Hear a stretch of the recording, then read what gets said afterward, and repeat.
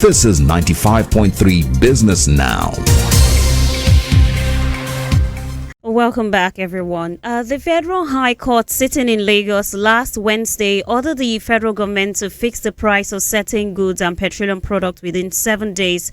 Justice Ambrose Louis Alagoa asked the government to determine the prices of milk, flour, salt, sugar, bicycles, their spare parts, motor vehicles and their spare parts, as well as petroleum products such as petrol, diesel, and kerosene.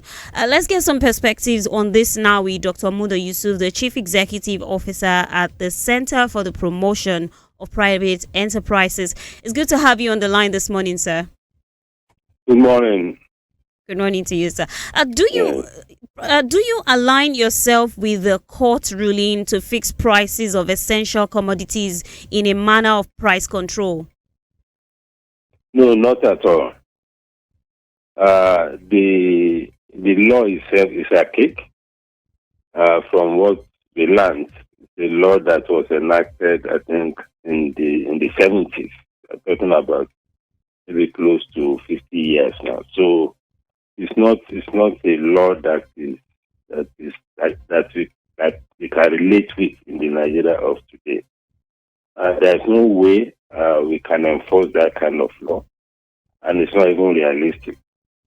Because you have a situation where the government is not controlling the price of diesel, price of the exchange rate, cost of transport. There are so many things that goes into the pricing of a product. So if the government doesn't have a framework to control the cost of the inputs, how do they now control the price of the product? It's not realistic. I think that law should be scrapped.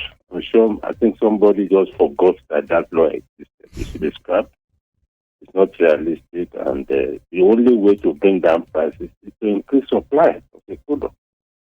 That is the only way. Price control it has never worked before.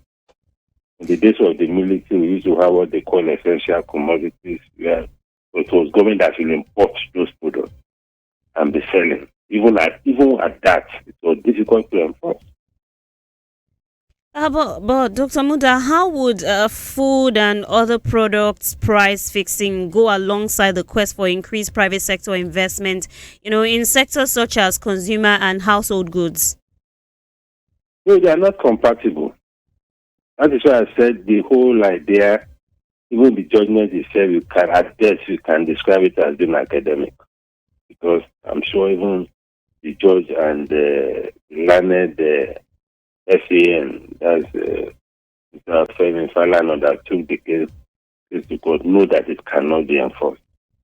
So it is not consistent with getting private sector involved or getting private sector to play a role in an economy. It's not consistent because the cost of production varies, it's unstable, even particularly now. Like the costs are so unstable. And if your costs are so unstable, what framework will you now use to be fixing price? That is one. Even if you succeed in fixing price, how are you going to enforce it? So that is why I said that what we should focus on is to ensure adequate supply of whatever product that we need to stabilize this price. Once we ensure adequate supply, we reduce cost of production, cost of services, cost of transportation, cost of energy, then it can be sure that prices will be stable. There's also a macroeconomic dimension that's ensuring that we regulate money supply, manage our fiscal space very well, we manage the monetary policy environment very well. These things also affect inflation, which is essentially about what all this pricing thing is all about.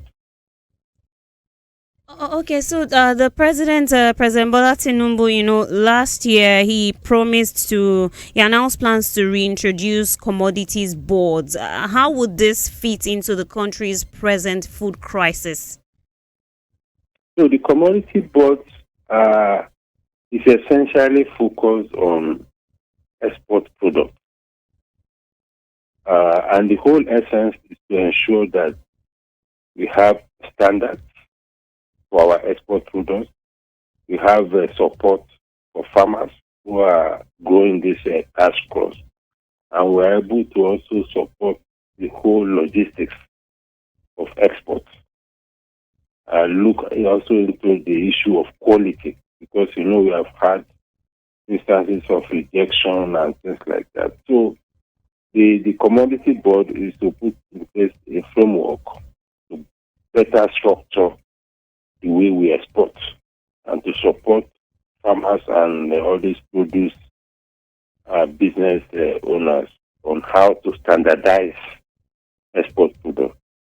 So the focus is largely on export, because in the years ago, we used to have cocoa board, used to have cotton board, farm produce board, granite board. We have all sorts of boards which were supporting the export of all these products as export commodities.